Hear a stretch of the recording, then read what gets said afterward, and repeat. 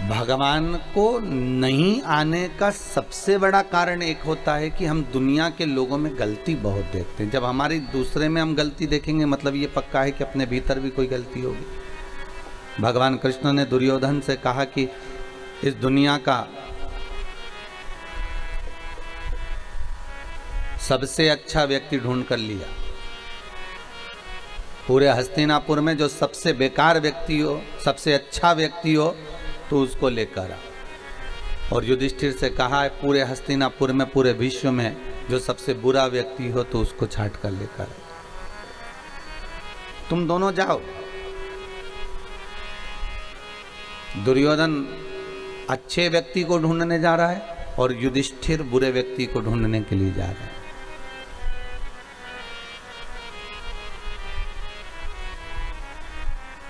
कई दिन लग गए इनको ढूंढने में, पर दुर्योधन को कोई अच्छा नहीं मिलता। दुर्योधन किसी को भी अगर देखता है ना तो उसमें पहले गलतियां देख लेता है। दुर्योधन अगर किसी से मिलता है तो उसमें गलती ढूंढ लेता है। युधिष्ठिर को बुरा नहीं मिला, क्योंकि युधिष्ठिर जिससे भी मिलता है ना उसमें कुछ ना कुछ अच्छा ही देख लेता है।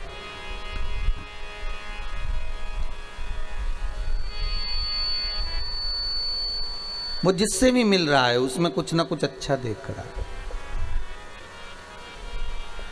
भगवान कृष्ण ने पूछा क्यों दुर्योधन, तुम्हें कोई अच्छा व्यक्ति मिला?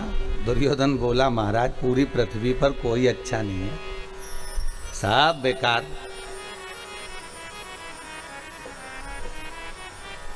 सब बेकार है, एक भी अच्छा नहीं है। और युधिष्ठिर से पूछा तुम्हें कोई बुरा मिला? युधिष्ठिर कहते हैं महाराज जी पूरी पृथ्वी पर देख लिया, किसमें बुराई है ही नहीं, सब में तो अच्छाई भरी हुई है, सब में अच्छाई भरी हुई है, कोई बुरा मिला ही नहीं है।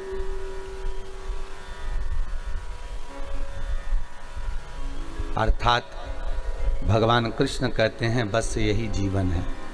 दुर्योधन को बुरा ही मिल रहा है, अच्छा कोई नहीं मिलता, क्योंकि उसके भीतर इतनी बुराई भरी हुई है, इतना कपट भरा हुआ है, इतना छल भरा हुआ है, इतनी बेईमानी भरी हुई है कि उसको सामने वाला व्यक्ति बुरा ही नजर आएगा।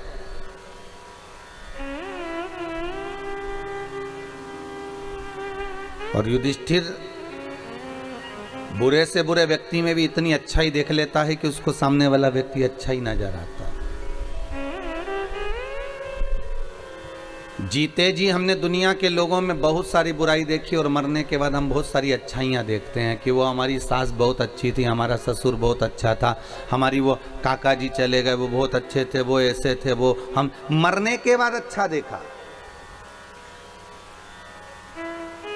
अगर मरने के बाद किसी की बड़ाई कर रहे हो तो उसको थोड़ी ना प्राप्त हो रही है, भले तुम दुनिया में तुम डोंडी पीट कर कह दो, नगाड़े बजा बजा कर कह दो।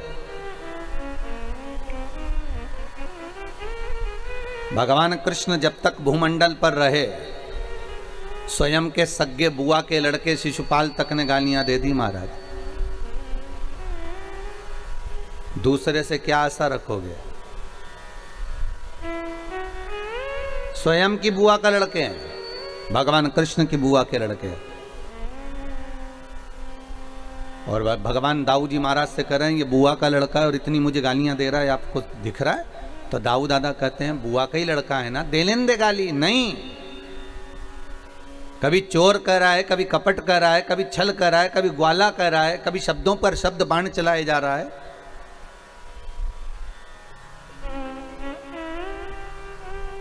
तू क्यों चिंता करता है कन्हैया, बोलने दे। कन्हैया कहते हैं नहीं, दुनिया में दूसरे अगर व्यक्ति कोई उंगली उठाए, दूसरा व्यक्ति अपशब्द कहे, दूसरा व्यक्ति ताने दे, दूसरा व्यक्ति गालियां दे, चल जाएगा, पर कोई अपना ही जो अपनों से जुड़ा हुआ है वो अपना ही जब उंगली उठाता है, अपना ही व्यक्ति जब ताने देता है, अपना ही व्यक्ति जब गालियां देता है, अपना ही व्यक्ति जब अपशब्द कहता है तो बड़ा बुरा लगता है। मेरे कृष्ण कह रहे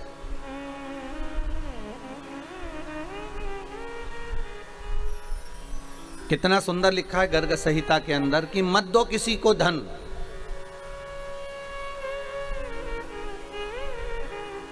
गर्ग संहिता में लिखा है मत दो किसी को दौलत, मत दो किसी को प्रॉपर्टी, मत दो किसी को वैभव। गर्ग संहिता में लिखा है कि मत दो किसी को वस्त्र, मत दो किसी को आभूषण, मत दो किसी को दौलत, मत दो किसी को धन, मत दो किसी को वैभव।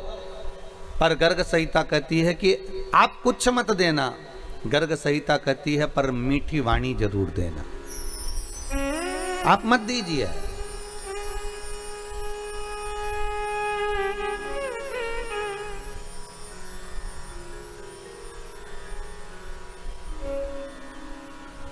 एक मिठास से परिपूर्ण वाणी जरूर प्रदान करिए।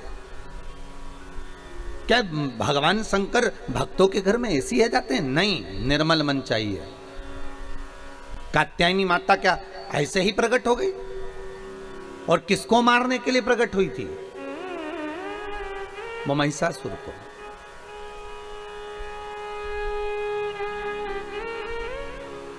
धनु राजा के दो पुत्र रंभ करम्ब, करम्ब चले गया संतान के लिए तप करते करते, पर उनके यहाँ संतान नहीं। रंभ को लगा कि मेरे भाई को मगर ने खा लिया, पानी में बैठकर हम दोनों भाई तप कर रहे थे और मेरे भाई को मगर ने खा लिया, तो क्यों ना अब मैं ये तप बंद कर कर मैं चारों तरफ से अग्नि लगाकर उस अग्नि के मध्य में बैठकर तप करूं। और रंभ उस अग्नि में बैठकर तप करते हैं और भगवान ब्रह्मा प्रकट होकर कहते हैं वर मांगो, तुम्हें चाहिए क्या? तो वो रंभ कहते हैं कि मुझे वर ये दे दीजिए कि मेरे घर में संतान नहीं, औलाद नहीं, बस इतनी कृपा कर दीजिए कि मेरे घर में संतान हो जाए। ब्रह्मा जी ने वर दे दिया, जब तुम तप कर कर उठोगे, उठकर तुम जैसे ही जाओगे और जिसको भी तुम प्रेम से, करुणा से, वात्सल्यता से, स्नेह से जिसको भी देख लोगे, उसी के द्वारा तुम्हारी औलाद हो जाएगी, उसी के द्वारा तुम्हारा बच्चा हो जाएगा। तुम जिसको स्नेह से देख लोगे, जिसको प्रेम से देख लोगे, बस उसी के द्वारा तुम्हारा बच्चा हो जाएगा।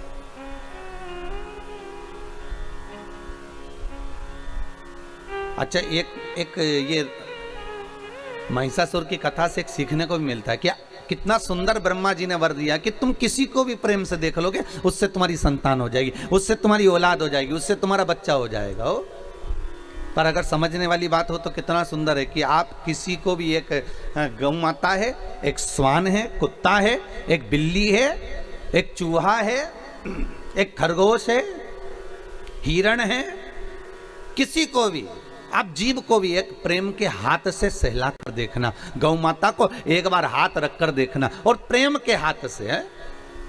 एक कुत्ते के बच्चे को भी आप प्रेम से सहला कर देखना, वो आपके पीछे पीछे दुम हिलाकर घूमेगा। आप गौ माता को सहला कर देखना, गाय भी आपके सामने गले को ऊंचा करेगी कि और मुझे सहलाते जाए। प्रेम अर्थात अगर यहाँ कहा जा रहा है कि आप अगर किसी को प्रेम से देखोगे तो उसी के द्वारा तुम्हारी संतान होगी, उसी के द्वारा तुम्हारी औलाद होगी, उसी के द्वारा तुम्हारा पुत्र होगा, तो शास्त्र यही कहता है कि आप जिसको प्रेम देंगे वो अपना हो जाएगा, आप जिसको स्नेह देंगे वो अपना हो जाएगा, भले विरोधीवासी क्यों ना हो। एक संत गंगा नहाकर आ रहे थे और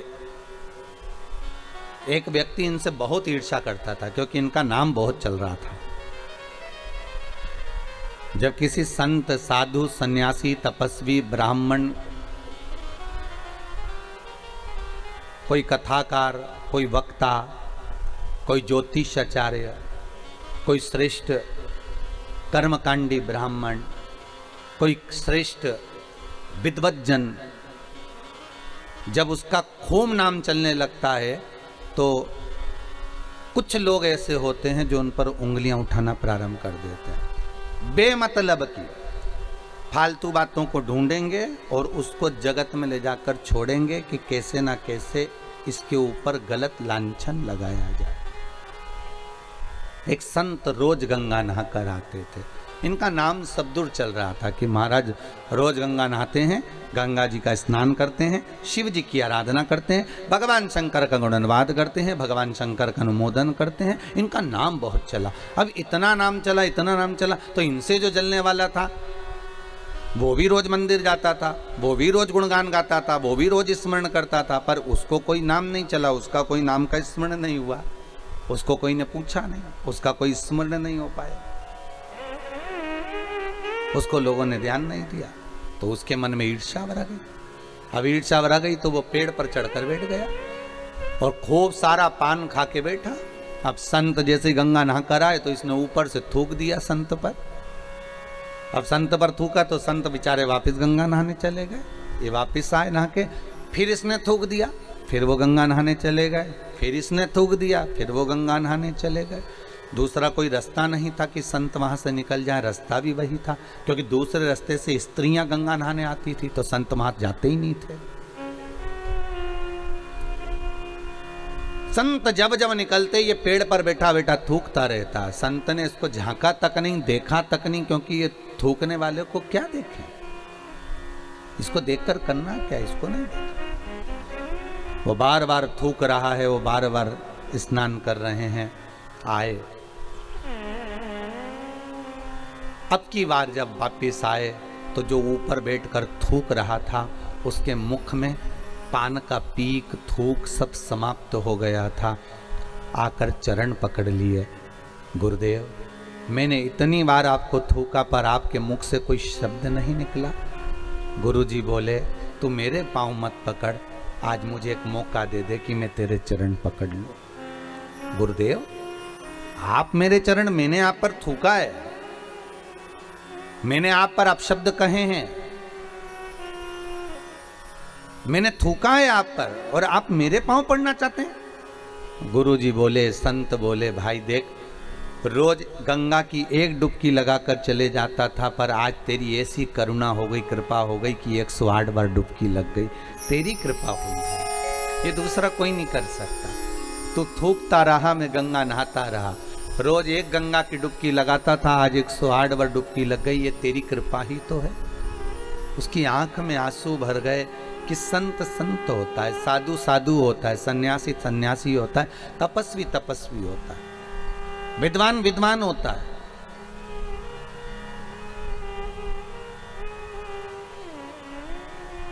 दुनिया के लोग कितनी भी उंगली उठाएं, कितने भी ताने दे, कितने भी अपशब्द कहें, आप मौन रहिए, संत जैसा भाव रखिए। आपकी निर्मल चादर, निर्मल भीतर से निर्मलता का भाव होना चाहिए, भाव शुद्ध होगा, भगवान मिल जाएगा, मिलेगा वो। रंभ को वर मिल गया कि तुम जिसको प्रेम से देख लोगे उसी के द्वारा तुम्हें संतान हो जाएगी, बस प्रेम।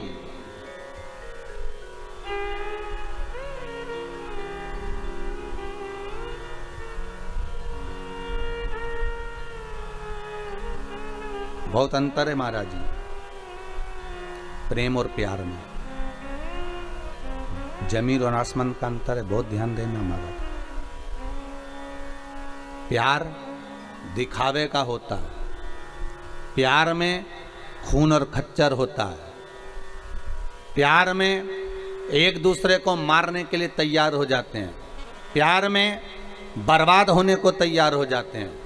पर प्रेम में ना खून खच्चर होता है, प्रेम में ना अपशब्द निकलता है, प्रेम में ना ताने दिए जाते हैं। प्रेम केवल एक स्नेह का होता है, जैसे एक माता पिता का बच्चे से हो, एक करुणता का रहता है। जैसे राधा जी ने भगवान कृष्ण से पूछ लिया था कि ये बताओ ठाकुर, ए कृष्ण मैं कहां कहां पर हूं, बोलो। भगवान कृष्ण कहते हैं राधा तू मेरे नस नस में, राधा तू मेरे रोम रोम में, राधा तू मेरी धड़कनों में, राधा तू मेरे नयनों में, राधा तू मेरी जिह्वा में, राधा तू मेरी श्रवणता में, राधा तू मेरी रोमावली में, राधा तू मेरी धड़कनों में, राधा तू मेरी नस नस में है। हर जगह पर राधा है। तो राधा कहती है कृष्ण अब ये बता दो कि मैं कहां पर नहीं हूं। भगवान कृष्ण कहते हैं राधा तू मेरी किस्मत में नहीं है। तो मेरे भाग्य में नहीं है। 16,108 रानियों के साथ में भगवान की शादी हुई, पर राधा के साथ कहीं पटरानियों में, रानियों में 108 पटरानियों में, 16,108 रानियों में राधा जी का नाम नहीं आता महाराज। तो मेरे भाग्य में नहीं है। प्रेम यही होता है, प्रेम में त्याग होता है, प्रेम में करुणा होती है। पर दुनिया के लोग प्यार और प्रेम को एक कर दिए, कहीं कह दिया हम तो प्रेम, इसको प्रेम नहीं कर सकते कि 2 दिन का हुआ और फिर आखिरी में तलाक हो गया। प्रेम कर कर, प्यार कर कर, स्नेह कर कर आपने शादी तो कर ली कि हम तो एक दूसरे को चाहते हैं, हम एक दूसरे को स्नेह करते हैं। शादी करने के 4 साल, 3 साल, 2 साल, 2.5 साल, 1.5 साल में अदालत में पहुंच गए और मालूम पड़े फिर तलाक हो गया। इसको प्यार नहीं कर सकते, इसको प्रेम नहीं कर सकते, इसको केवल साधारण सी भाषा में स्नेह प्यार कहा होगा। पर प्रेम की परिभाषा क्या होती है, प्रेम का परिभाषा का अंश क्या होता है, वो केवल एक होता है। प्रेम में ना अपशब्द होते हैं, ना ताने होते हैं, ना गालियां होती हैं। अगर हम भगवान से प्रेम करें हैं और भगवान ने अगर हमारा बुरा भी कर दिया है तो हम उसमें भगवान को दोष नहीं देते, हम अपने भाग्य को दोष देते हैं। यही प्रेम कहलाता है, इसी को प्रेम कहते हैं। उसमें हमने भगवान को दोष नहीं दिया है, गलती हमारी होगी, हो सकता है हमको कुछ सहन करना पड़ेगा, हो सकता है हमारे ऊपर कोई बात होगी इसलिए भगवान ने अच्छा ना किया। वो प्रेम।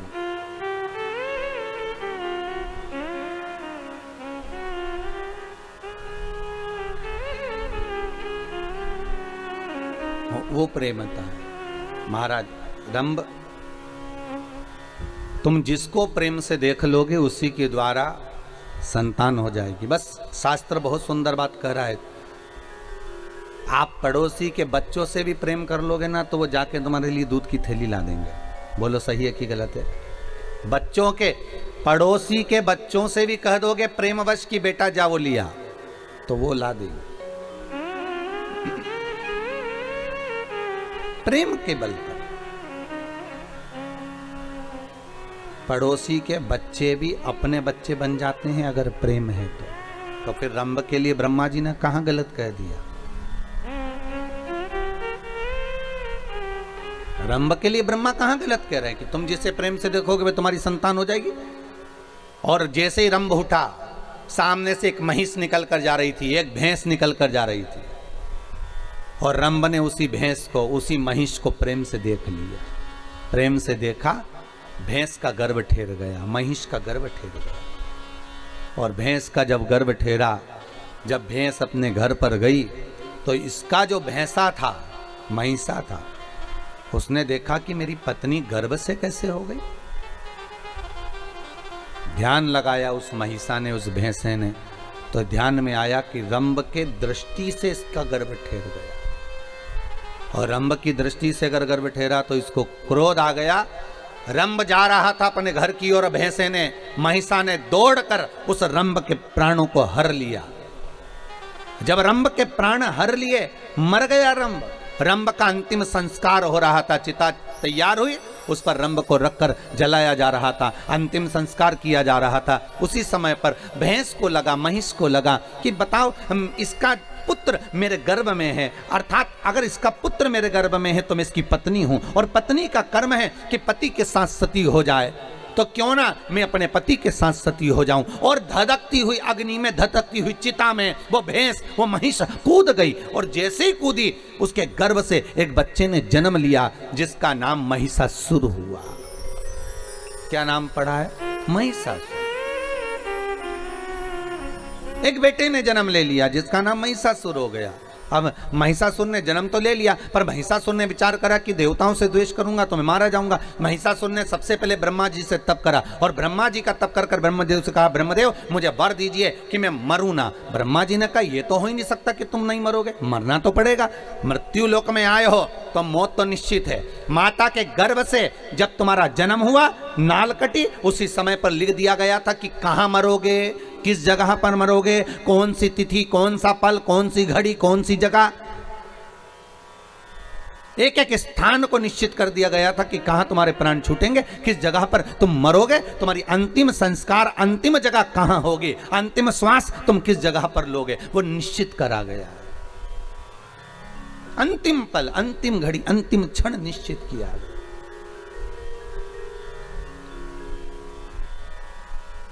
इसलिए शायद कबीरदास जी कहते हैं, गुरु की करनी गुरु भरेगा, चेला की करनी चेला उड़ जाएगा हंस अकेला। जिसके कर्म का भोग जिसको भोगना। वावारी दुनिया मतलब की दुनिया में किसी का कोई नहीं। सुख के साथी हजारों हैं, जब दुख पड़ा तब कोई नहीं। जब दुख की घड़ी आती है, सबसे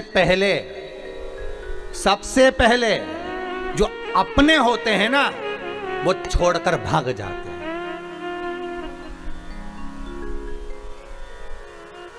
अरे दूसरी जगह भी जान दो, तुम तो यहीं से सीख लो। जब गाड़ी का एक्सीडेंट होता है ना, तो सबसे पहले कौन भागता है? बोलो, जम के बोलो जरा। अरे जम के तो बोलो, कौन भागेगा? ड्राइवर जो गाड़ी चला रहा था, पूरी गाड़ी का टार में जिसके ऊपर था, जो गाड़ी को साथ कर चल रहा था। तुम दूसरी जगह तो जाओ बाद में, पहले यहीं देख लो अपन जिस गाड़ी में सफर कर रहे हैं। अगर भागेगा तो सबसे पहले ड्राइवर भागेगा। ट्रक का एक्सीडेंट होगा तो सबसे पहले ड्राइवर भागेगा। भले कंडक्टर जो बैठा है उसमें बेचारा, क्लीनर जो बैठा हो बेचारा, वो भले मरे, परंतु वो तो बच गया। उसी तरह जब दुख की घड़ी रहती है, सुख की घड़ी में तो आपके दूसरे भी अपने हो जाते हैं। आप उनके पहचानते हो? हमारे काका जी का बुआ का लड़के का लड़का उन्हीं के यहाँ भी आया है। अगर पैसे वाला होगा तो ऐसे परिचय निकाला जाएगा। अगर धनपति होगा तो परिचय निकालने में देरी नहीं लगेगी, और कहीं का गरीब होगा तो कोई परिचय नहीं निकालेगा। अरे भैया कौन परिचय? तो यहाँ क्या उसके काका बुआ फूफा कोई नहीं थे? पर होंगे। पर सुख के समय पर सब साथ हैं, पर दुख के समय पर कोई साथ नहीं। और मेरा निवेदन रहा है, आज फिर कहता हूँ, उस दुख की घड़ी में हो चाहे सुख की घड़ी में हो, मेरा निवेदन है उस भोलेनाथ को भूलना मती।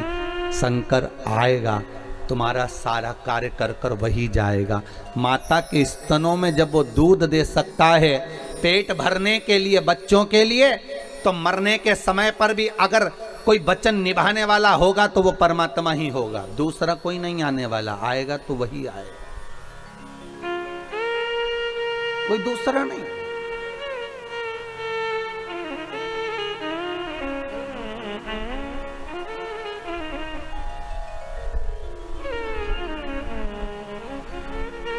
हम उसको साध लें। अरे कितना सुंदर कहा है ब्रह्मा जी ने, प्रेम करोगे तो किसी से भी तुम्हारी संतान की प्राप्ति हो सकती, प्रेम करोगे तो हो सकता है पराये भी अपने हो जाए। प्रेम के बल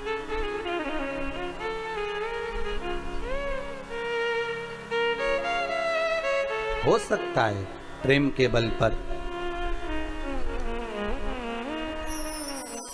और जब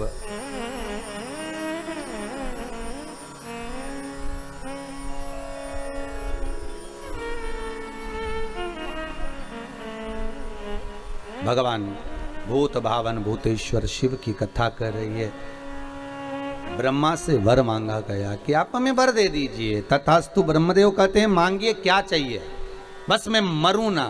तो ब्रह्मा जी कहे ये तो हो ही नहीं सकता, मृत्यु निश्चित है, वो मरना तो पड़ेगा, मृत्यु निश्चित है, पर भय खाकर मत मरना।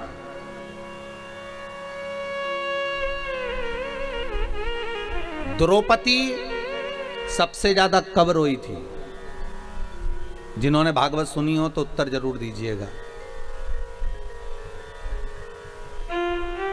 टीवी चैनल के माध्यम से जितने लोग आस्था टीवी पर कथा सुन रहे हैं उनसे भी निवेदन है, बोलो, अपने मन से बोलो। उत्तर तो हम बता ही देंगे, पर आप थोड़ी सी देर के लिए सोचो कि द्रौपदी सबसे ज्यादा कब रोई थी? उसका चीर खिंचाया जब रोई थी क्या?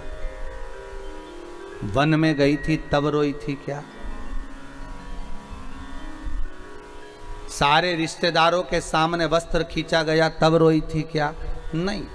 द्रौपदी सबसे ज्यादा कब रोई थी? जब सोते हुए 5 पुत्रों का वध हो गया था। कब रोई? जब 5 पुत्र सोते हुए मर गए। तो युधिष्ठिर ने पूछा, द्रौपदी तू इतनी विद्वान नारी, तेरी विद्वत्ता के तो लोग बखान करते हैं, भजन करते हैं, तेरा स्मरण करते हैं, और तू अपने पुत्रों के मोह में रो रही है? पुत्रों के मोह में? द्रौपदी कहती है, पुत्र मर गए उसका रोना नहीं आ रहा है, तो फिर रो क्यों रही है? द्रौपदी कहती है, पुत्रों के मरने पर नहीं रो रही हूं, रो इस बात के लिए रही हूं कि इन पुत्रों को युद्ध के मैदान में मरना था और ये पलंग पर सोते सोते मर गए। इन पुत्रों को युद्ध के मैदान में मरना था और ये पलंग पर सोते सोते मर गए, मुझे रोना इस बात का आ रहा, मैं रो इस बात के लिए रही हूं। बस आपसे भी निवेदन है, युद्ध के मैदान में मरना है हमको, हमें डर से नहीं मरना। और जब शंकर का गुणगान भगवान ब्रह्मा जी कर रहे हैं, महिषासुर मृत्यु निश्चित है, आएगी जरूर, तो महिषासुर ने भी कह दिया, अगर मृत्यु निश्चित और आप कह रहे हो कि आएगी जरूर, तो फिर मुझे वर दीजिए, मांग तुझे क्या चाहिए? मरूं तो स्त्री के हाथ से मरूं, स्त्री के हाथ से। ब्रह्मा जी हंस दिए, मुस्कुरा दिए। जब कोई ऐसा वर मांगते हैं ना तो ब्रह्मा बड़े हंसते हैं। ब्रह्मा जी को हंसी इस बात की आती है कि 3 तरह से मरे हुए व्यक्ति को तो वैसे ही स्वर्ग नहीं है, ठीक है? एक पानी में डूब के मरा हुआ, एक सर्प का डसा हुआ, और एक स्त्री के हाथ से मरा हुआ। और ये वर क्या मांग रहा है कि स्त्री के हाथ से मर जाओ। तो ब्रह्मा तो वैसे ही खुश हो गए कि इनकी बुद्धि ना जाने कब फिर गई है। अगर मांगना ही था तो ये मांग सकते थे कि अगर मरूं तो भगवान शंकर का गुणगान करते करते मरूं, मैं भगवान का स्मरण करते करते मरूं, भगवान का भजन करते करते मरूं, भगवत नाम स्मरण करते हुए मरूं।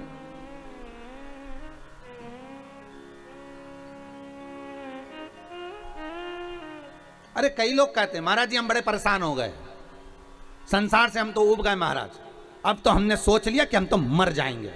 तो हम उनसे कहते हैं मरो, पर थोड़ा सा फैशन चेंज करो।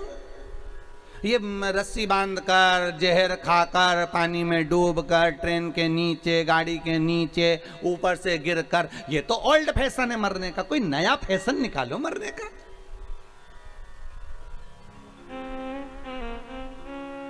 मरो मरो सब कोई कहे, मर के देखे कोई, मरो तो ऐसा मरो कि फिर संसार में जन्म ना होई। इसलिए अगर मरना ही है और तुमने प्लानिंग कर ली कि मुझे मरना है, मैं तो संसार से उब गया, मैं तो। और एक बात हमेशा याद रखो, नौकरी करने वाला व्यक्ति, ड्यूटी करने वाला व्यक्ति अगर अपनी ड्यूटी से मुंह चुरा कर भाग जाता है तो उसको दूसरे दिन ज्यादा ड्यूटी करना पड़ती है। उसी तरह तुम अगर संसार से ऊब कर, परेशान होकर मर भी जाओगे ना, तो तुम्हें वापिस जन्म लेके फिर ड्यूटी करना पड़ेगी, फिर भोगना पड़ेगा।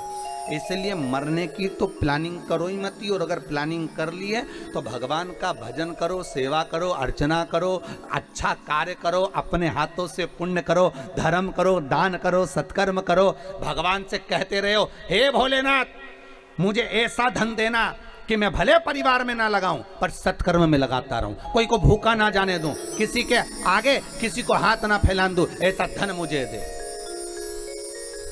और फिर सेवा करते करते करते करते प्राणों को त्याग दो, तो मजा है कि हाँ प्राण त्यागे। फिर हम भले खिलवा देंगे कि हाँ इसने सुसाइड कर लिया है, फिर हम भले कह देंगे। पर भगवत भजन करते हो, स्मरण करते हुए। महिषासुर ब्रह्मदेव से वर मांग कर रहे हैं, ब्रह्मा जी वर दे दो कि मैं अगर मरूं तो स्त्री के हाथ से मरूं, स्त्री के हाथ से। तथास्तु कह दिया।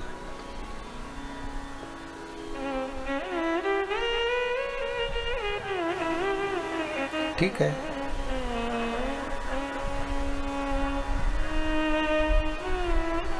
पर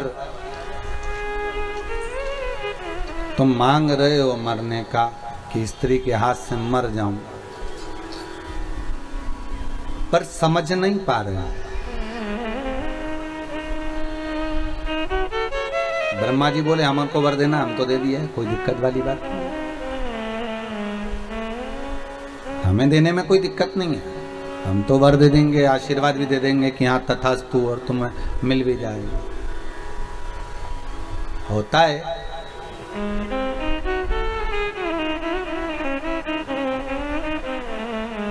हमारा निवेदन पहले भी रहा, आज फिर कहते हैं, बेटे को कभी भी अपने माँ बाप से मांगना नहीं चाहिए। कब? जब कमाने लग जाओ, नहीं कमाओ जब तक आप अपने माँ बाप से मांग लोगे चल जाएगा, बट तुम जब कमाने के लायक हो जाओ, शरीर ऐसा हो गया कि तुम कमा सकते हो, नौकरी, सर्विस, धंधा पानी जो कर सकते हो कर सकते हो, फिर नहीं मांगना माँ बाप से। फिर प्रॉपर्टी, जमीन, जायदाद वो किसको दे रहे हैं ये उनके ऊपर, तुम्हारी मर्जी, पड़े जिसको दो।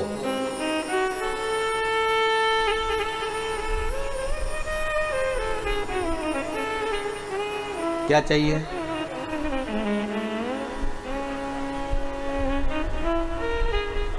एक मां के दो बेटे, दोनों बेटे अपनी माँ से कहते हैं, माँ, हाँ बेटा क्या है बोलो।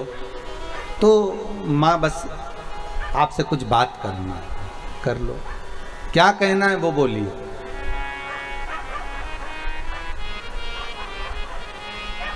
एक बेटा बोलता है, माँ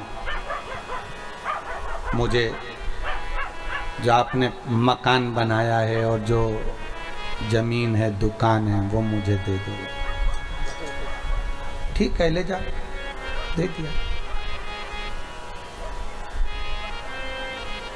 फिर एक बेटा आया, माँ बोली, बेटा दुकान भी उसने ले ली है, मकान भी उसने ले लिया है, जमीन भी उसने ले ली है। बेटा कहता है, माँ आशीर्वाद तो दे दे। क्या दे दे? आशीर्वाद।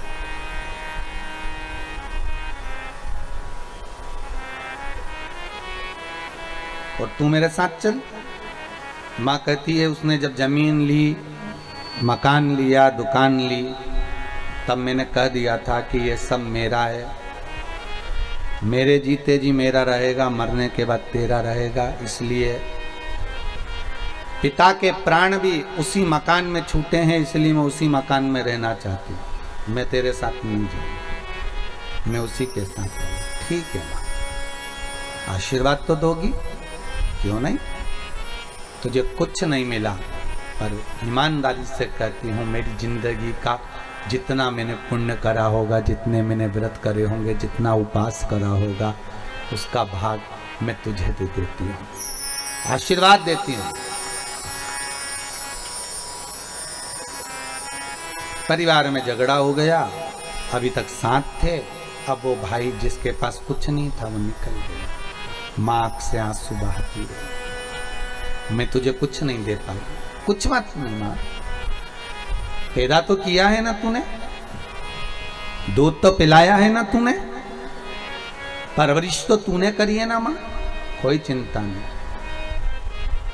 बेटा चला गया, किसी के यहाँ नौकरी करी, होटल पर बर्तन मांजे, फिर धीरे धीरे धीरे धीरे कार्य करते करते करते करते आज सेठ जी से कहा, सेठ जी मेरे घर में बर्तन नहीं है, आपके इतने सारे बर्तन मांजता हूँ, क्या एक गिलास मुझे पानी पीने के लिए दे दोगे? हाँ ले जा।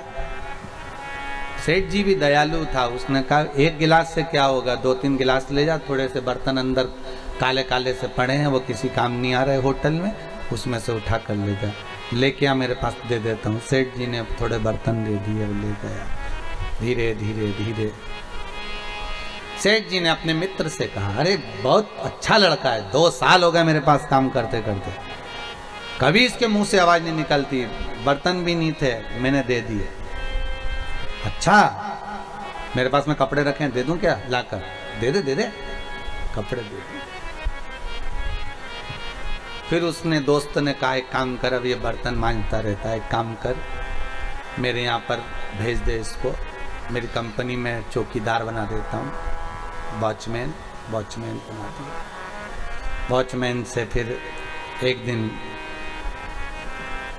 सेठ जी का लड़का बीमार पड़ गया, कोई ताह नहीं, इसको गाड़ी चलाना आती थी, ये गाड़ी लेकर भागा, इसको सेठ जी के लड़के को ठीक कराया, सेठ जी के लड़के ने इसको ड्राइवर बना दिया। ड्राइवर से छूटा, समय आया, सेठ जी के लड़के ने कहा इतना अच्छा ईमानदार कहीं नहीं मिलेगा, इसको पार्टनर बना।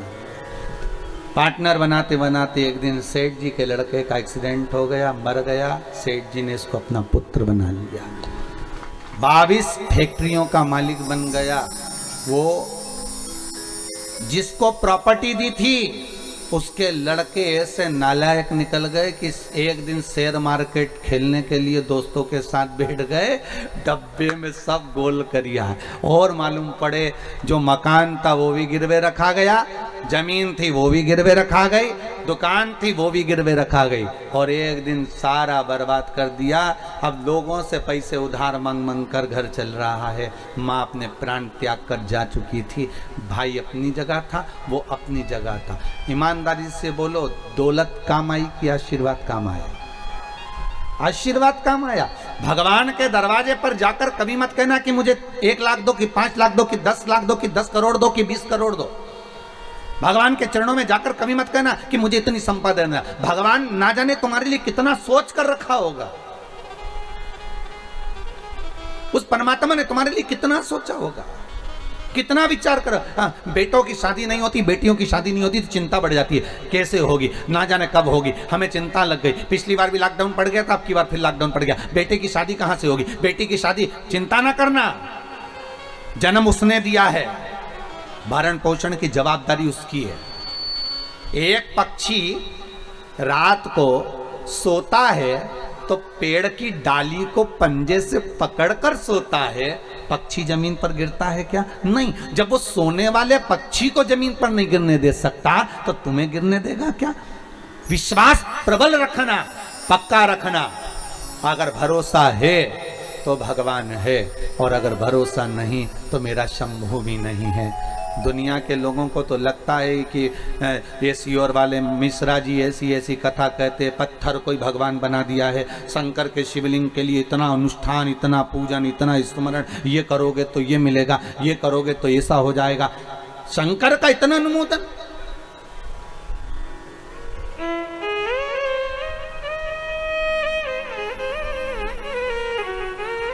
कई लोगों को तो ये बात भी बुरी लगने लगी कि भाई इतना शंकर की पूजन करा रहे हैं, और देवताओं को, हमारा नाम तो चल ही नहीं रहा, हमारे तो पूजन हो ही नहीं रहा, हमारा तो स्मरण, हमारा तो कहीं नाम ही खत्म होते जा रहा। तो कई लोगों को वो भी टेंशन है कि शंकर का उपासना, शिव का ही भजन, शंकर का अनुमोदन, शिव की करुणा, शंकर का अनुमोदन, शिव का भजन, बस यही है। एक कुएं को अच्छे से खोद लो, उसमें 50 फीट पर पानी निकल जाएगा। एक जगह पर भगवान की भक्ति का धारण कर लो, भगवान मिल जाएगा। दुनिया फिर ताने दे, अपशब्द कहे, गालियां दे तो आग लगे बस्ती में, अपन रहो मस्ती में, क्या किसको रोइए चादर तान के सोइए, कहे तो।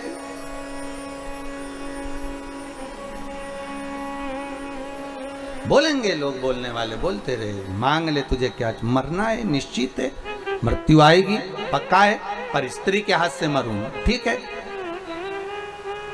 वही समय आ गया, आया समय।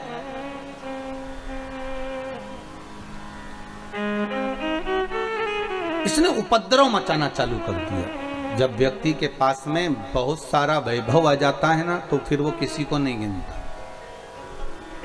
एक निवेदन रहा है, फिर करते हैं, घर में अगर धन आ जाए ना, नाव में अगर छेद हो गया, पानी भराने लगा, तो दोनों हाथों से उलीचकर पानी को बाहर फेंकते रहना, नहीं तो नाव उसी पानी के बोझ से डूब जाएगी। उसी तरह घर में अगर पैसा आने लगे, भगवान अगर धन देने लगे तो दोनों हाथों से दान करते रहो, पुण्य करते रहो, शिव महापुराण की कथा करवाते रहो, सत्संग कराते रहो, दुनिया का कल्याण करते रहो तो नाव चलती रहेगी। नहीं तो एक दिन यही पानी प्रवेश कर कर उस नाव को डुबो देगा। कहीं पत्नी की दृष्टि में आ जाएगा कि इतना पैसा आ रहा है, बच्चों की दृष्टि में आ जाएगा इतना धन आ रहा है, भाई बंधु की दृष्टि में आ जाएगा इतना पैसा आ रहा है, एक दिन सब लेकर डूब जाएंगे और वो धन का कोई उपयोग नहीं हो पाएगा। हाथ में अगर भगवान धन दे तो उसका सत्कर्म करो, शिव महापुराण की कथा करवा लो, भगवत स्मरण कर लो,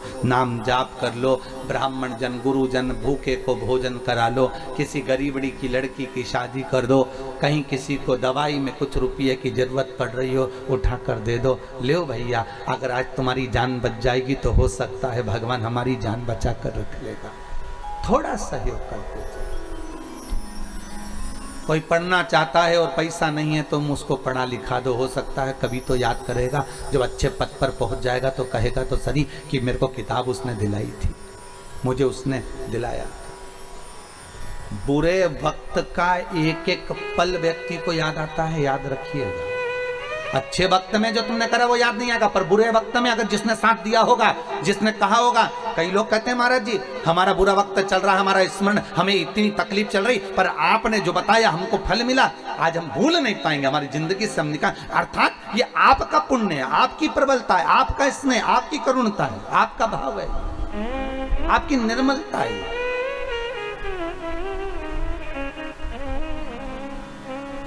चित्तवृत्ति स्नेह है।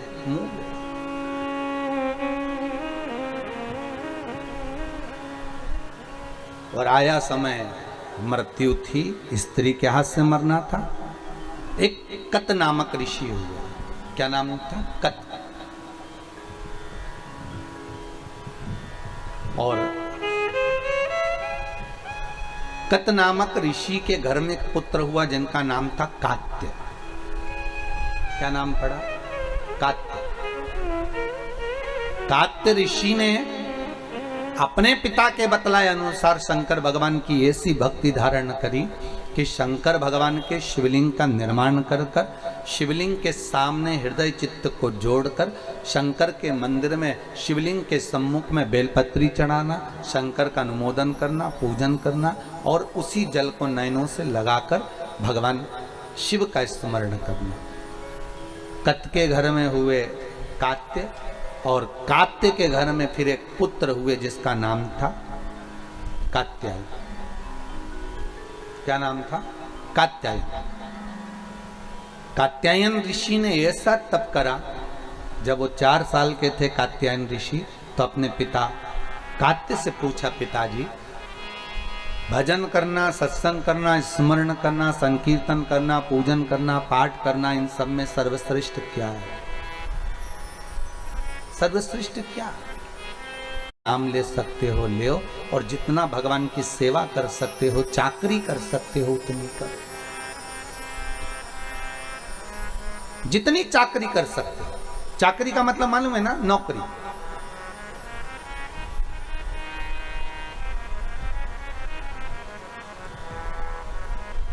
भगवान के मंदिर में भी अगर आप जा रहे हो तो ये भाव रखकर जाना कि हम सेठ जी के घर में नौकरी करने जा रहे हैं। थोड़ा झाड़ू लगा दिया, पोछा लगा दिया,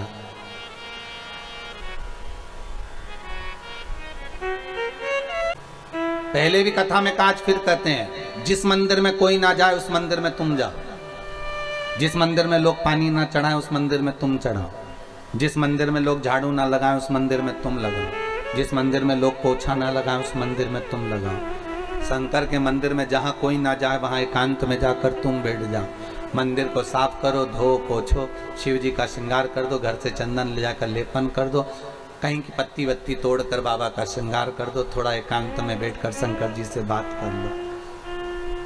1 महीना कर देखना, फिर कह देना किसी और वाला महाराज झूठा है, उसकी वाणी झूठी है। जिस मंदिर में कोई नहीं जाता हो, जिस मंदिर में कोई पहुंचता नहीं हो, ऐसे शंकर के मंदिर में तुम जाकर झाड़ू लगाकर, पानी डालकर, साफ कर कर शिव जी का श्रृंगार, पार्वती का श्रृंगार, गणेश जी का श्रृंगार, कार्तिकेय का श्रृंगार, बढ़िया मल कर स्नान कर कर। तुम्हारे पास में कुछ भी नहीं है, मत चढ़ाओ, पेड़ पौधों की पत्तियां तोड़कर चढ़ा दो। घर से थोड़ा सा चंदन ले जाओ, उसको घिस कर, भले गोपी चंदन हो, सादा चंदन हो, लाल चंदन हो, पीला चंदन हो, जो हो वो भगवान को लगा दो।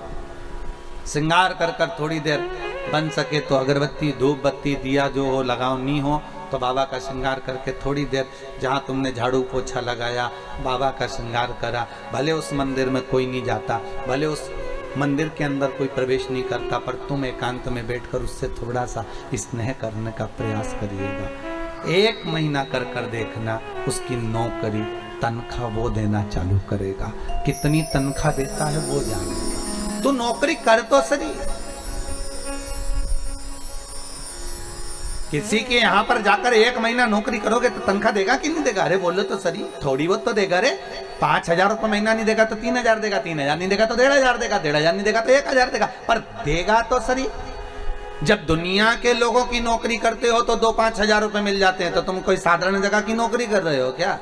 कोई तुमसे पूछे कहाँ चली जाता है, 1 महीने से पते ठिकाने नहीं, तेरी नौकरी लग गई क्या? हाँ, नौकरी लग गई। वो तो भला है, वो सीओर वाले महाराज का, उसी ने लगवाई है, अच्छी कंपनी मिल गई है। अच्छा,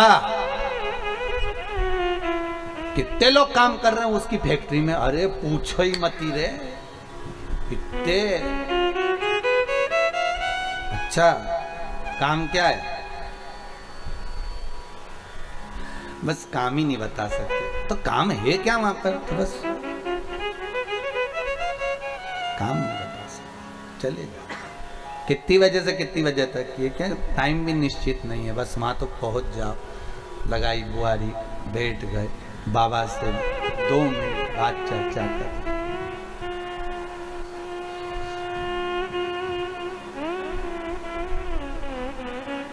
दो मिनट बैठ कर आप बस बाबा से चर्चा कर लिए, स्नेह कर लिए, बोल दिए दिल की बात। और फिर निवेदन करूंगा, जब आप चाकरी करो, नौकरी करो, तो बोलना मत ही कि मुझे धन देना, कि दौलत देना, कि सत्ता देना, मत बोलना। सेठ है वो, सब जानते हैं। राजा मणिरत्न को देखो, कभी शंकर जी के मंदिर में नहीं गया, दरवाजे से निकल कर जाता था और हर हर महादेव बोलकर जाता था। क्या बोलकर जाता था? हर हर महादेव। राजा मणिरत्न दरवाजे पर से निकलकर मंदिर के अंदर नहीं जाता। तो रानी ने पूछा, तो मंदिर के अंदर क्यों नहीं जाते? तो मणिरत्न ने कहा, अगर अंदर जाऊंगा तो पंडित जी सेवा कर रहे होंगे। सेवा कर रहे होंगे तो क्या हुआ? पंडित जी सेवा कर रहे होंगे तो वो मेरे को देखेंगे तो सेवा छोड़ देंगे, क्योंकि मैं राजा, और राजा को देखकर सेवा छोड़ेंगे और मेरे सामने हाथ फैला कर कहेंगे महाराज हमको ऐसा दे दो। जब त्रिलोकी का नाथ त्रिकालदर्शी कैलाशी शंभू बैठा है और उसके सामने लोग मेरे हाथ जोड़े और मुझसे कहें कि मुझे ये दे दो, ये अच्छा नहीं लगेगा। हम कई बार कथा में कहते हैं, आज फिर कह रहे हैं कि आप किसी पर विश्वास करो ना करो, पर शंकर पर विश्वास जरूर करो, शंकर पर भरोसा जरूर करो। मेरा शंभू, मेरा त्रिकालदर्शी, मेरा कैलाशी, मेरा शंकर वो अड़भंग है, आनंद है, अड़भंग शंकर। और शिव का स्वरूप जो होगा, चाहे हनुमान हो, चाहे भैरव हो, कभी नहीं आता। वो किसी के शरीर में प्रवेश नहीं करता, क्योंकि वो उसका एक एक अंश इतना प्रबल है, अगर प्रवेश कर गया तो फाड़ के निकल जाए शरीर में से। साधारण है क्या?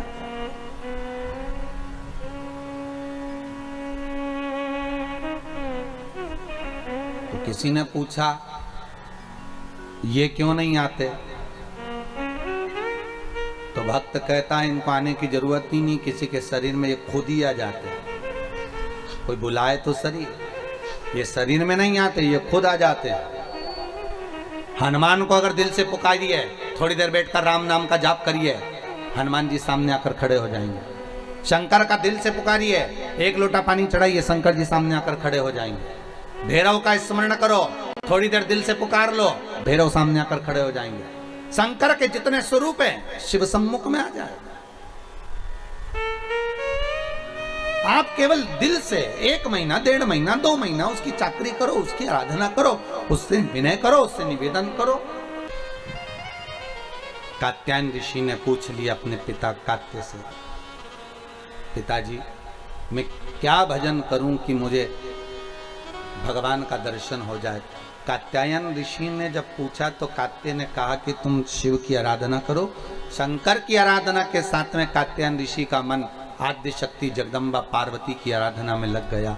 जो माता की आराधना करना प्रारंभ करी, जो आराधना करना प्रारंभ करी, एक दिन स्वयं शंकर और पार्वती कात्यायन ऋषि के सामने आकर खड़े हो गए। मांग तुझे क्या चाहिए?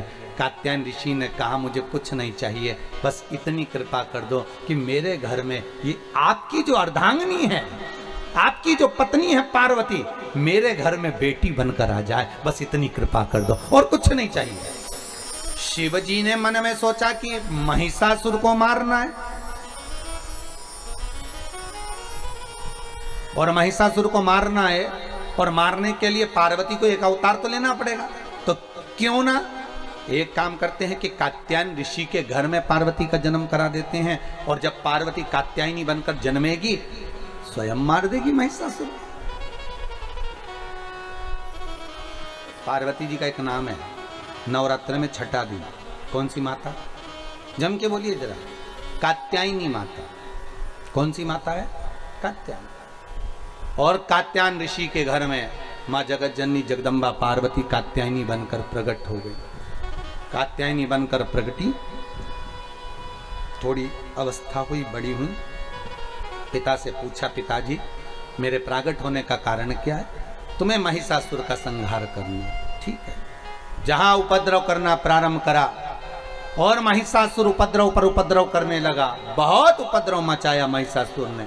तब माता कात्यायनी को क्रोध भगवान शिव ने दिलाया और शिव ने जब क्रोध दिलाया तब महिषासुर स्वयं कात्यायनी इतनी सुंदर थी, इतनी सुंदर थी, इतनी सुंदर थी कि महिषासुर उनको देखकर आसक्त हो गया और कहने लगा कि मुझे तुम्हें अपना बनाना है। कात्यायनी खिलखिल कर हंसी और देवताओं ने पुकार दिया, तेरे भक्त जनों पर माता बीड़ पड़ी है, दानव दल पर टूट पड़ो मां करके सिंह सवारी। मां कृपा। माता कात्यायनी बाहर निकली। पिता कात्यायनी को देखकर, पिताजी जिस कारण मेरा जन्म हुआ है आज मुझे सिद्ध करना है। महाराज जो कात्यायनी मैया बाहर निकली, सिंह की आवाज लगाई और सिंह को जैसे धाड़ा, मां चीख कर बुलाई और जैसे ही चीख कर बुलाया और बुलाते से ही उसी समय, उसी पल, उसी घड़ी, उसी क्षण शेर दौड़ कर माता ने सिंह से कहा, सिंह मैं तेरे ऊपर चढ़ूंगी और जब महिषासुर सामने आए ये मुझ में डूबा रहेगा, मुझे पाना चाहता है और उस समय पर तू कूद पड़ना, भैंसे पर सिंह तू चढ़ जाना और भैंसे पर सिंह तू चढ़ना। और जब भैंसे पर सिंह तू चढ़ जाएगा और मैं त्रिशूल लेकर जब महिषासुर की छाती में मारूंगी तब महिषासुर के प्राण छूट जाएंगे। और दौड़ पड़ी मां, माता कूद पड़ी और जो मां कूदी महिषासुर के उस भैंसे पर सिंह चढ़ गया। मां त्रिशूल लेकर जो कूद पड़ी, कात्यायनी माता महिषासुर मर्दनी बन गई। महिषासुर मर्दनी। बोल दुर्गा महारानी की जय, राजराजेश्वरी माता की जय, महिषासुर मर्दनी माता की जय, हर हर महादेव। माता ने महिषासुर के प्राणों को हर दिया। हरा प्राण मां जगत जननी जगदम्बा जगत धात्री दुर्गा भवानी मैया प्राणों को हर ली।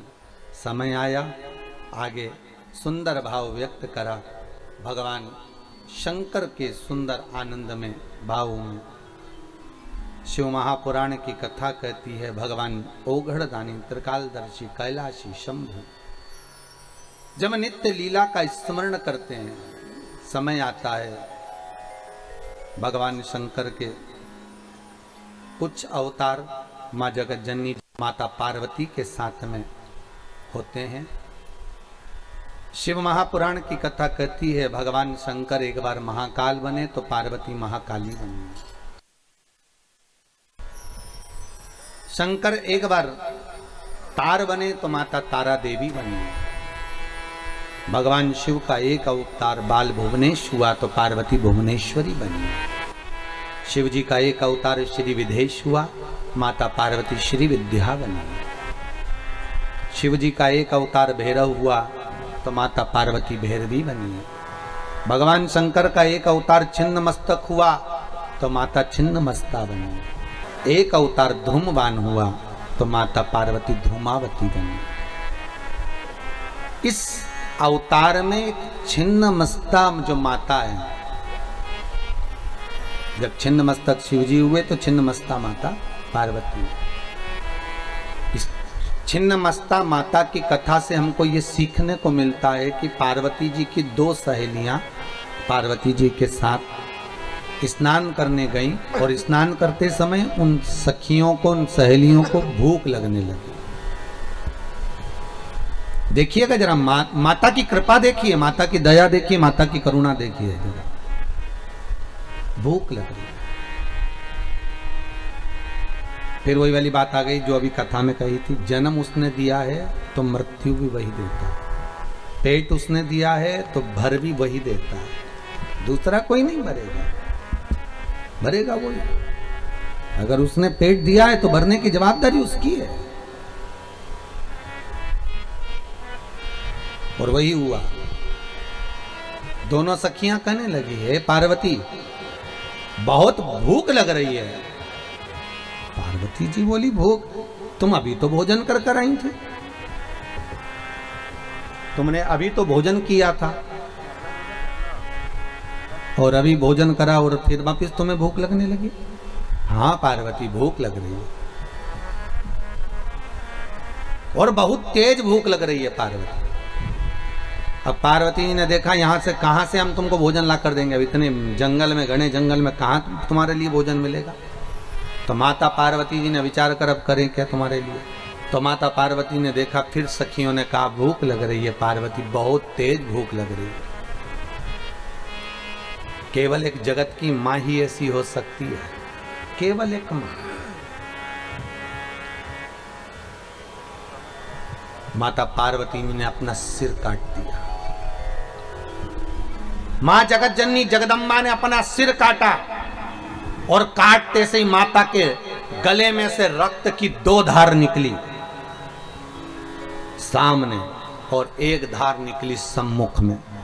मां जगत जननी ने अपना सिर काट के हाथ में लिया, सामने रक्त की धार निकली तो सखियों से माता कह रही है, लो तुम्हारा पेट भर देती हूं। दोनों सखियों ने मुंह खोला, माता का रक्त मां पिला रही है और सामने जो माता का शीश था उसमें भी रक्त की एक धार जा रही है। शिव महापुराण की कथा कहती है, ये केवल एक माँ हो सकती है जो अपना रक्त भी अपने बच्चों को पिला देती है, वो माँ है, केवल एक माँ, वो दूसरी कोई नहीं हो सकती। उसी का नाम छिन्नमस्ता हुआ। और केवल एक कथा नहीं, यहां शंकर भगवान ध्रुमवान बने तो माता पार्वती ध्रुमावती बनी। और ध्रुमावती माता का चरित्र उठाकर देखिए, जब मां जगत जननी शंकर के पास में बैठी थी और भगवान शिव नेत्र बंद कर बैठे थे, 1000 वर्ष की साधना में शिव डूबे हुए थे और शंकर भगवान कहकर साधना में लीन हुए थे कि पार्वती अभी मैं उठूंगा नहीं, मुझे जगाना नहीं, मैं तब साधना कर रहा हूं। जैसे एक पति अगर नौकरी पर जाता है, सर्विस करने जाता है तो कहकर जाता है, मैं जा रहा हूं, फोन मत लगाना, मैं खुद फोन कर दूंगा वहां पहुंचते से, तो मुझे फोन मत लगाना।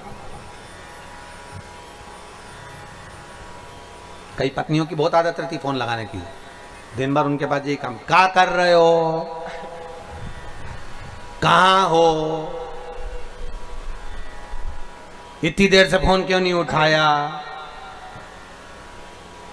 मर रहा था। और हर 15 मिनट में बस गाड़ी में अभी हाल बैठे, अभी थोड़ी सी दूर नहीं गऊंगा फोन लगा देगी। कहाँ हो? और पति कहते जहन्नुम में। तो बेचारा अभी बैठा गाड़ी में, अभी गया है, थोड़ी तो सबर खा। अभी बोल के गया कि मैं जा रही हूं, पांव पड़ के गया दिल्ली का। जा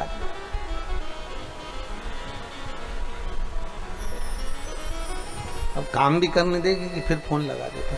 गाड़ी से उतरे नहीं, फोन, फिर थोड़ी देर में फिर फोन। बेचारा इतना दुखी हो जाए कि आखिरी में उसको फोन को भी वो कौन सा मोड होता, फ्लाइट मोड पे डाल के रखना पड़ेगा। तो बंद कर दे इसको, तो जान थोड़ी देर बंद कर।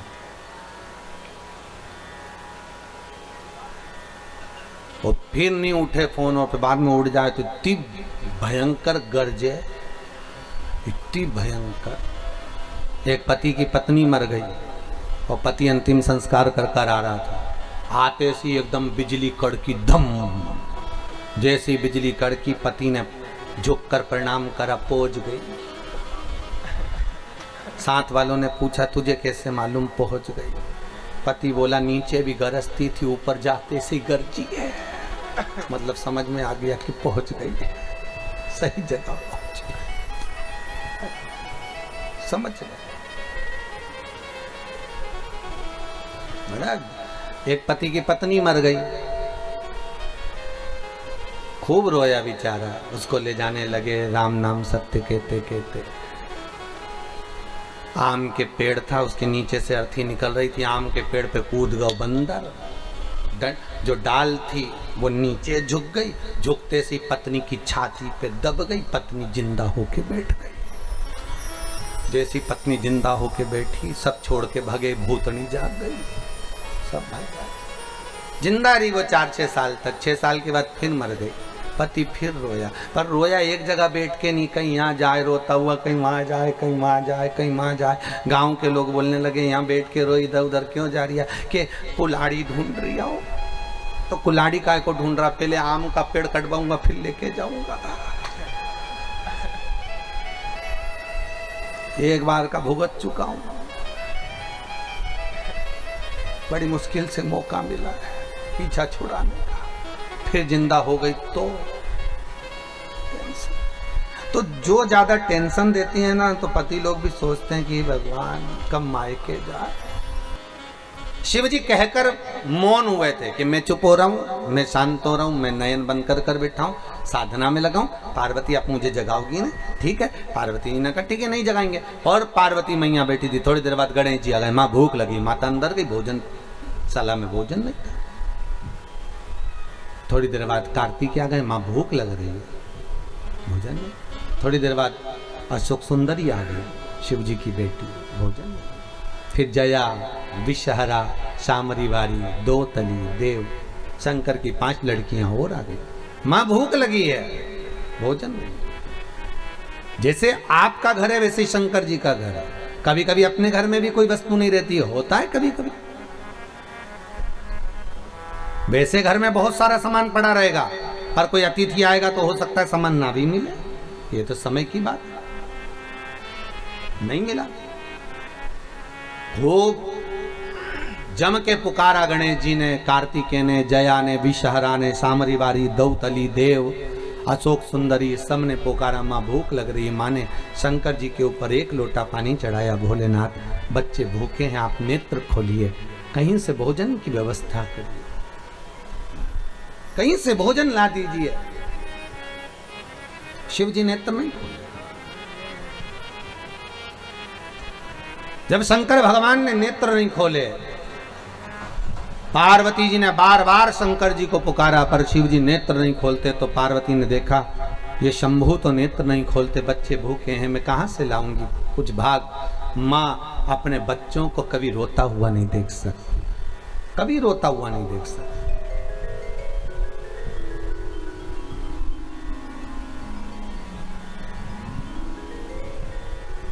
शिव जी को फिर चरण धोए, शंकर नहीं जागे। बेलपत्री चढ़ाई, नहीं जागे। पार्वती को क्रोध आ गया।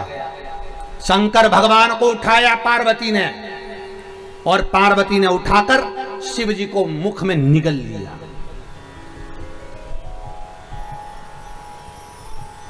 और मां जगतजननी जगदम्बा पार्वती शंकर को निगल गई। जैसे ही निगली, माता के स्तनों में दूध आना प्रारंभ हो गया। और माता के स्तनों में जब दूध आया तो गणेश, कार्तिकेय और भगवान कन्याओं को मां जगतजननी ने पेट भरकर पिलाया। हाहाकार मच गया। शिव ना जाने कहां चले गए, शंकर नहीं दिख रहे, त्रिलोकी का नाथ नजर नहीं आ रहा। किसी ने कहा बच्चे भूखे थे, अपने बच्चों को भूखा कैसे देखती मां, इसलिए शिव को निगल गई जिससे स्तनों में दूध आ जाए। मां कलकत्ता में परसों कहा था,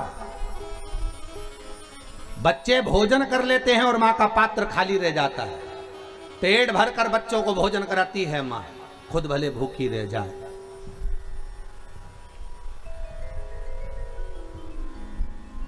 खुद भले भूखी रह जाए। भाव कहा है, माई के दुधवन जैसन कऊ मिठाई ना मिलई।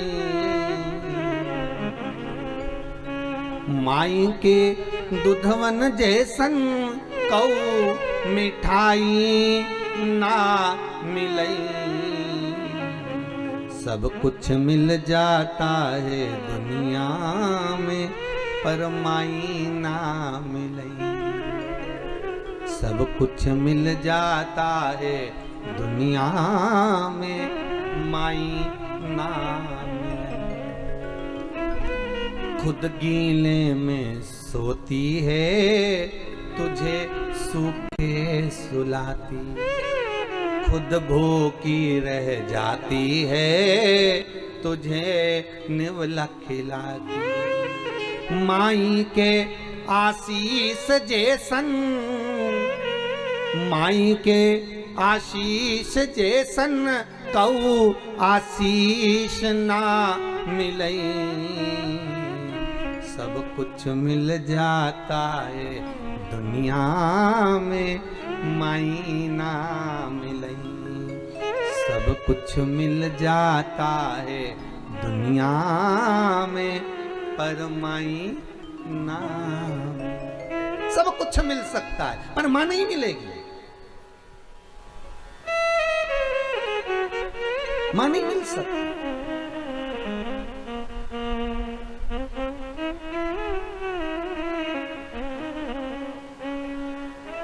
अरे भाई, करोड़ों की संपदा भी माता के चरणों में बांट दो तो भी कर्जा नहीं चुका सकते तुम।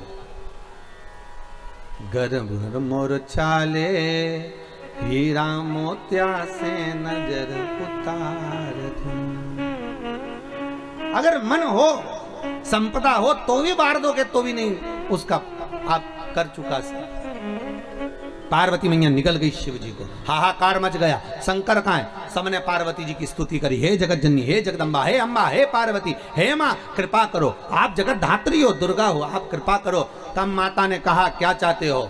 आप शंकर को निकल गए, उन्हें प्रकट करिए। शिव को क्यों निकला आपने? पार्वती जी कहती है मेरे बच्चों का पेट कौन भरता? जगत में जाकर हाथ नहीं फैलाती, माँ अपना दूध पिलाकर बच्चों का पेट भरती है, इसलिए मैंने पेट भरा। माँ शिव को प्रकट कर दो। माता ने अपनी नासिका से, मुख से धुएं को निकालना प्रारंभ करा। शंकर भगवान ध्रुमवान बनकर प्रगटे। पार्वती मैया ध्रुमावती बन गई। माँ पार्वती का एक नाम हो गया ध्रुमावती और शिव जी बन गए ध्रुमवान। 10 अवतार में शंकर जी के पार्वती के साथ ध्रुमावना और ध्रुमावती का अवतार है।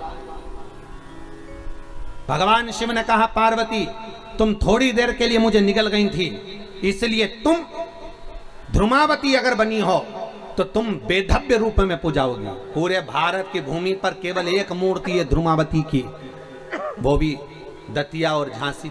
दतिया के अंदर, झांसी के पास में दतिया में, जहां पर माता ध्रुमावती की पूजन होती है, जहां माता मंगलसूत्र नहीं पहनती, जहां माता लाल वस्त्र नहीं पहनती, जहां माता बिछुड़ी नहीं पहनती, हाथ में मेहंदी नहीं लगाती, मांग में सिंदूर नहीं भरती, बिंदी नहीं लगाती, वो ध्रुमावती माता है। भगवान शिव ने कहा पार्वती तुम थोड़ी देर के लिए मुझे निकल गई थी, इसलिए वैधव्य के वेश में पूजी जाओगी, इसलिए ध्रुमावती माता वैधव्यवती के रूप में पूजी जाती है। इसलिए वहां पर सुहागन स्त्री अंदर प्रवेश नहीं करती। वहां लिखा हुआ है, आप लोग कभी दतिया गए हो दर्शन करने के लिए, झांसी के पास कभी दतिया जाएंगे तो वहां पर लिखा हुआ है ये ध्रुमावती का दरबार है, यहाँ पर सौभाग्यवती नारी अंदर नहीं आ सकती, वहां पर्दा डाला रहता है, गेट बंद रहता है, वहां केवल पुरुष ही दर्शन करते हैं। पूरी दुनिया में एक ही मंदिर है ध्रुमावती माता।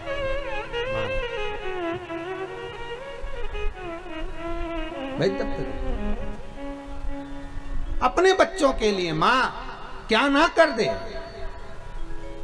ये माता की करुणता है, ये माता का स्नेह, माता का प्रेम है, ये माता की वात्सल्य है। शिव जी ध्रुमवान बने तो माता पार्वती ध्रुमावती बनी, शंकर भगवान बगला मुख बने तो माता पार्वती बगला मुखी बनी, भगवान शंकर मातंग बने तो पार्वती मातंगी बनी, और भगवान शंकर कमल बने तो माता पार्वती कमला बनी। शिव जी के ये 10 अवतार माता पार्वती के साथ में हुए, 10 अवतार शिव जी के पार्वती के साथ। आगे जो भगवान शंकर की सुंदर प्रसंगों का स्मरण कराया गया, एक बार भगवान हिरण्यकशिपु ने तप किया, वर प्राप्त करा, महाराज न दिन में मरूं, ना रात में, न अंदर न बाहर, न अस्त्र से न शस्त्र से, न नर से न पशु से, ना ही 12 महीने में मरूं, ऐसा वर दीजिए। ब्रह्मा जी ने तथास्तु कह दिया, वो तथास्तु वर मिला। और हिरण्यकशिपु ने उपद्रव मचाया। हिरण्यकशिपु की पत्नी जो गर्भ से थी उसको इंद्र ले गए थे, इंद्र से नारद जी ने छुड़ा लिया था। नारद जी ने हिरण्यकशिपु की पत्नी को गर्भस्थ अवस्था में इतना ज्ञान दिया था, इतना ज्ञान दिया कि हिरण्यकशिपु की पत्नी के गर्भ से जो बालक हुआ उसने आते सी भगवान के नाम का हिलात करा, उसका नाम प्रहलाद हो गया। क्या नाम पड़ गया? प्रहलाद। ये गर्भ का ज्ञान था प्रहलाद का। और प्रहलाद गर्भ ज्ञान धारण करने वाले प्रहलाद जी महाराज गर्भ अवस्था में भगवत का इतना स्मरण करा कि हर पल हर क्षण हर घड़ी उनके मुख से केवल भगवान का ही भजन निकलता, केवल भगवान।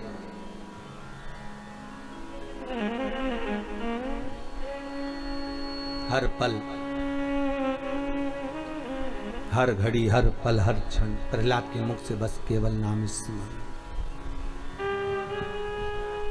गुरु के घर पढ़ने भेजा पर गर्भ का ज्ञान प्रथम होता है। पहले गर्भवती माताओं के लिए घर की सास कहती थी थोड़ा सा भजन करा कर, बहुओं का बड़ा बुरा लगता है, थोड़ा भजन करा करो, कथा पढ़ा करो, कथा सुना करो। गर्भवती नारी को कथा सुनना चाहिए, भजन करना चाहिए, पहले की माताएं कहती थी।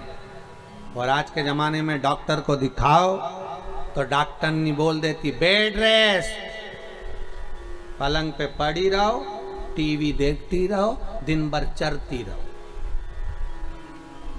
Bed rest. बच्चों को इतनी बीमारी हो जाती है ना, जरा जरा से बच्चों को कभी सर्दी हो रही, कभी बुखार आ रहा, कभी सांस चल रही, कभी कुछ हो रहा, इतने बच्चे बीमार होते हैं। पहले तो होते ही नहीं थे। हमने कहा पहले बच्चे जन्म लेते थे दादी के घर में, नानी के घर में। बच्चे जहां पैदा होते हैं उसको उस जगह से लगाव होता है, उस जगह से लगाव। नहीं तो ये जो कथा हो रही है मुंबई में हो जाती, पर ये जिस जगह में पैदा हुए उस जगह से लगाव होता है। बच्चे दादी के घर में पैदा हुए तो दादी से प्रेम होता है, नानी के घर में पैदा होते तो नानी से प्रेम होता है। तो जहां प्रेम होता है बच्चे दौड़ दौड़ के वहीं जाते। इसलिए पहले के जमाने में बच्चे दादी के घर दौड़ दौड़ के जाते थे, नानी के घर दौड़ दौड़ के चले जाते थे। आज के जमाने में बच्चे हॉस्पिटल में पैदा होते तो डॉक्टर सिस्टर से प्रेम बहुत होता है, इसलिए हर 15 दिन में लेके जाना पड़ता है। ये तो प्रेम की बात है, ले जाओ उनको दिखाने। और जैसे ही डॉक्टर की सीढ़ी पे चढ़े वो बच्चा ठीक, तुम देखना अच्छा ना दवाई ना भाई, डॉक्टर ने हाथ लगाया ना उतनी देर में बीमारी अच्छी हो जाती है, उतनी देर में बस। क्योंकि वो पैसा लगना है ना, वो पैसा लगा और तुम क्लीन हुए, तुम बढ़िया हुए, हो जाए। अब प्रहलाद जी महाराज ने खूब सत्संग भजन करा, कीर्तन करा, स्मरण करा, नाम जाप करा, इतना करा, खोलते तेल में डलवा दिया, अग्नि में पटकवा दिया, पर कुछ जाको राखे साइया मार सके ना कोई नहीं। अंत में पूछ लिया, क्या इस खंबे में तेरा भगवान? हाँ। शाम का समय था, गदा का प्रहार करा, खंबा टूट के नीचे गिरा, नरसिंह भगवान प्रकट हो गए। जैसे ही नरसिंह भगवान प्रकट हुए, हिरण्यकशिपु को पकड़ कर ले गए। ना नीचे मरे, ना ऊपर मरे, ना अस्त्र से मरे, ना शस्त्र से मरे, ना दिन में मरे, ना रात में मरे, ना नर से मरे, ना पशु से मरे, ना ही 12 महीने में मरे। भगवान नरसिंह बनकर प्रगटे, हिरण्यकशिपु को फाड़ दिया, हाथों को निकाल कर धारण कर लिया। हिरण्यकशिपु जैसे ही मरा, प्राण छूटे, नरसिंह भगवान आनंद कर गए। देवताओं ने पुष्पों की वृष्टि कर, आनंद समाहित हो गए। पर यहां तक की कथा तो भागवत में आपने सुनी है, पर भागवत के अलावा नरसिंह भगवान की कथा यहाँ क्यों लिखी गई, उसका एक कारण था। भगवान नरसिंह को इतना क्रोध आया कि जहां जाते थे वहां तोड़ फोड़ कर रह जाते थे। बैकुंठ में गए तो बैकुंठ को तोड़िया है, ब्रह्मलोक में गए तो ब्रह्मा जी भग गए, इंद्रलोक में गए तो इंद्र जी भग गए, सारे सिंहासन तोड़ देते, सामान तोड़ देते। इतना क्रोध नरसिंह भगवान को भरा हुआ था, इतना क्रोध भरा था। सारे देवताओं ने जाकर भगवान शंकर के चरणों में निवेदन करा, हे शंकर, हे त्रिकालदर्शी, हे कैलाश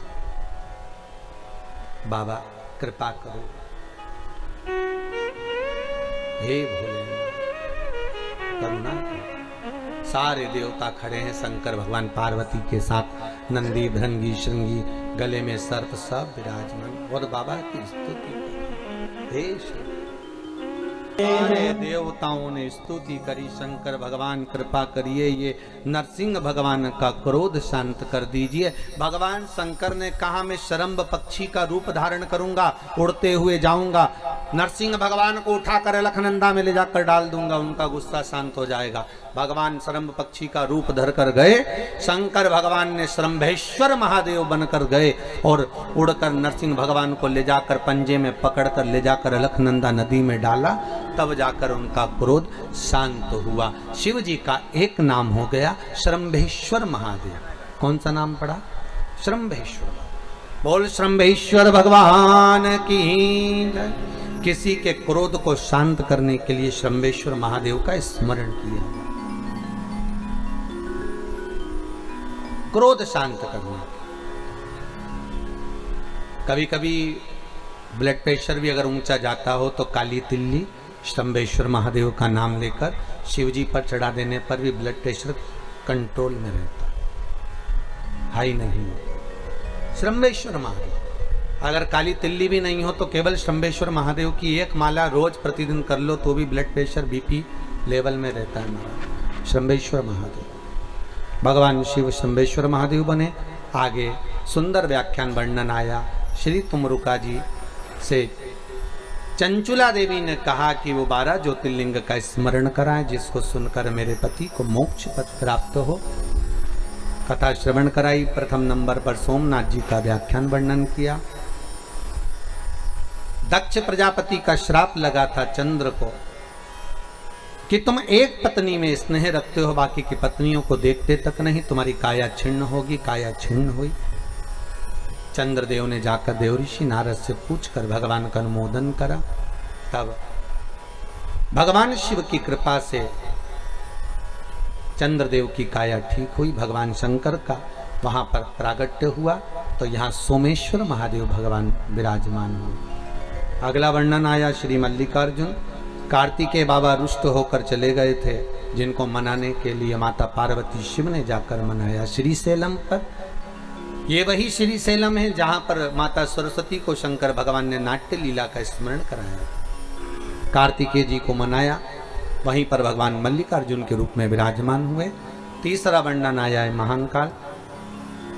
दूषण नाम के राक्षस संहार भगवान शंकर करने के लिए पधारते, पर शिवजी ने देखा इसको वर है, ये 84 रूप रख सकता है। तो भगवान शंकर ने देवताओं से कहा, ब्राह्मणों अगर तुमको अपने बच्चों के प्राण बचाना है तो तुम्हें मेरी बहन को बुलाना पड़ेगा। शंकर जी की एक ही बहन थी जिसका नाम था क्षिप्रिया। क्या नाम था? क्षिप्रिया।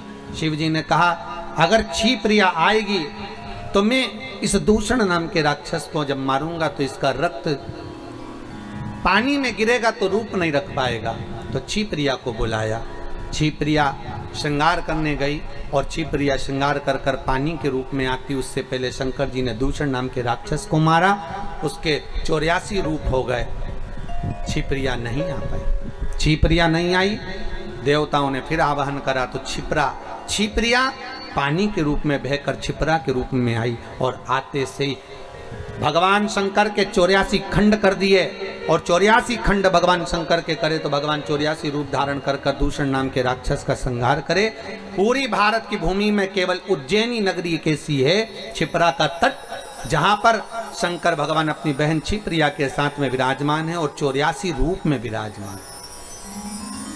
84 महादेव छिपरा के तट पर विराजमान। भगवान कालों के काल महाकाल बने। अगला वर्णन आया ओमकारेश्वर। विंध्य नामक पर्वत के लिए भगवान ओम का नाद करते हुए स्मरण कराए। भगवान ओमकारेश्वर के रूप में विराजमान हुए। अगला वर्णन आता है श्री केदारनाथ जी। भगवान नर नारायण के कहने पर वहाँ पर विराजमान होते हैं, आशीर्वाद देते हैं।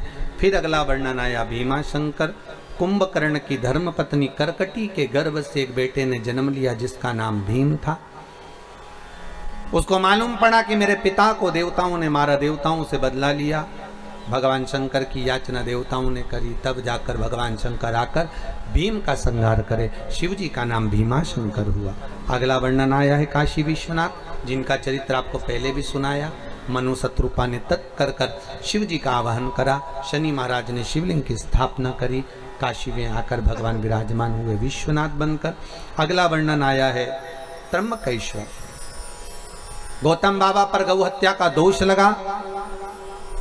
माता अहिल्या ने पुकारा भगवान ब्रह्मा विष्णु महेश को। भगवान 3 लिंग के रूप में विराजमान हुए, त्र्यंबकेश्वर के रूप में विराजित, गौ हत्या के दोष से मुक्त करा। अगला वर्णन आया है श्री वैद्यनाथ जी। रावण भगवान शिव को लेकर जा रहे थे, संध्या होने के कारण आदि कर्म करना था, शिव जी को भूमि पर रख दिया, उठे नहीं, भगवान वैद्यनाथ के रूप में विराजमान हुए। अगला वर्णन आया है नागेश्वर। भगवान दारुक नाम के राक्षस का संहार करने के लिए भगवान नागेश्वर अंतर प्रकट हुए। अगला वर्णन आया है श्री रामेश्वर। राम जी महाराज लंका पर चढ़ाई करने से पहले शिवलिंग की स्थापना करते वही रामेश्वर शिवलिंग का निर्माण किया। अगला वर्णन आया है घृष्णेश्वर। सुधर्म नाम के ब्राह्मण की 2 धर्म पत्नी थी, सुदेहा और घूष्मा। घूष्मा के संतान हुई, सुदेहा को संतान नहीं हुई, तो घूष्मा का संतान सुदेहा को दे दी गई। सुदेहा ने उसको पाल पोस कर बड़ा करा, बच्चे का विवाह कर दिया। बहू आ गई, बहू को मालूम पड़ा कि मेरी असली सास तो घूष्मा है। सुदेहा को पूछना बंद कर दिया, घूष्मा को पूछने लगी। सुदेहा को बुरा लगा। सुदेहा ने अपने पुत्र के टुकड़े कर दिए, कपड़े में बांध कर तालाब में फेंक दिए। घूष्मा का नियम था प्रतिदिन शंकर जी का शिवलिंग का निर्माण करती और तालाब में विसर्जन करने जाती। आज तालाब में विसर्जन करते समय घूष्मा को लगा मेरे पुत्र का मैंने दर्शन नहीं करा। मरा हुआ पुत्र तैरता हुआ बाहर निकल कर आ गया। घूष्मा के बेटे को भगवान शंकर ने जीवित करा। शिव जी का नाम कृष्णेश्वर महादेव हो गया। ऐसे ओघड़दानी त्रिकालदर्शी कैलाशी शिव के 12 ज्योतिर्लिंग के प्रसंग को जब सुना, प्रेत योनि से बिंदुक छूट गया। भगवान शंकर ने अपनी रुद्राक्ष की माला उतार कर तुमरुका जी को प्रदान कर दी। मस्तक की बेलपत्र उठाकर शिव पोथी को समर्पित कर दी। भगवान शंकर कहते हैं तुमरुका जी, आपने मुझे शिव महापुराण की कथा का रसास्वादन कराया है, आपने रसास्वादन कराया, मांगो तुम्हें क्या चाहिए। तुमरुका जी कहते हैं बस भोलेनाथ इतनी कृपा कर दो, शिव महापुराण पर जितने दिन तक बेलपत्र चढ़े वो औषधि का काम करे, और विराम के दिन जब बेलपत्र चढ़े तो वो कुबेर का भंडार भरे, लक्ष्मी का भंडार भरे। ऐसी कृपा दृष्टि बनाकर रखी। भगवान ओघड़दानी त्रिकालदर्शी कैलाशी भूत भावन भूतेश्वर भगवान शंकर की ऐसी करुणा, ऐसी कृपा विश्वनाथ की। आज शिव महापुराण पर चढ़ी हुई बेलपत्र आप सब जो प्राप्त करेंगे वो लाल वस्त्र में आनंद से उसको संजो कर रखेंगे। बाबा कुबेर का भंडार भरने वाले, आनंद देने वाले। शिव महापुराण की ये कथा भाव भक्ति से, आनंद से आज विराम की ओर जा रही है।